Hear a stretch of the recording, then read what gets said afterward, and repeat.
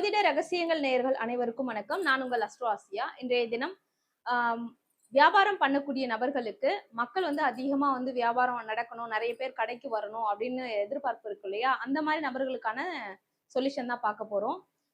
மக்கள் வந்து அதிகமா கடைக்கு வரணும், வியாபாரம் அதிகமா ஆகணும் அப்படின்னும் போது நீங்க என்ன பண்ணலாம் அப்படின்னா, கற்கண்டு பிளஸ் வந்து பன்னீர், அதோட வந்து நெல்லிக்காய் சாறு, இது மூணுத்தையும் மிக்ஸ் பண்ணி கடைக்கு முன்னாடி தளிச்சு விட்டுருங்க வாசல்ல. அப்படி தெளிச்சு விட்டீங்க அப்படின்னா தொடர்ந்து 6 நாள் 7 நாள் தெளிச்சு விடுங்க. கண்டிப்பா உங்களுக்கு அதுக்கப்புறம் நிறைய வந்து கிளைண்ட் வர ஆரம்பிப்பாங்க, கஸ்டமர்ஸ் வர ஆரம்பிப்பாங்க. அதே மாதிரி நெக்ஸ்ட் வந்துட்டு யாருக்கும் எந்த டிஸ்டர்பன்ஸும் இல்லாம இருக்கும் பட்சத்தில் கடையுடைய அந்த வாசல்ல ஒரு ஓரமா வந்துட்டு நாட்டு சக்கரை, நார்மல் சீனி இருக்கு இல்லையா, அந்த சீனி அந்த மாதிரி ஏதாவது ஒரு இடத்துல, அல்லது மரம் ஏதாவது இருக்குன்னா மரத்தை சுத்தி அந்த மாதிரி சர்க்கரையை போட்டு விடுங்க, நாட்டு சர்க்கரை போட்டு விடுங்க. அதே மாதிரி பச்சை அரிசியோடைய மாவு இருக்கு இல்லையா, அந்த பச்சை அரிசி மாவு தூவி விடுங்க. அந்த இடத்து எறும்பு தேடி வரும். அந்த எறும்பு ஊறுற மாதிரி மக்கள் வந்து நிறைய பேர் அதிகமா உங்களுக்கு வியாபாரத்துக்கு அதிகமா வருவாங்க. கண்டிப்பா வியாபாரம் வந்து நல்லா பிக்கப் ஆகும்.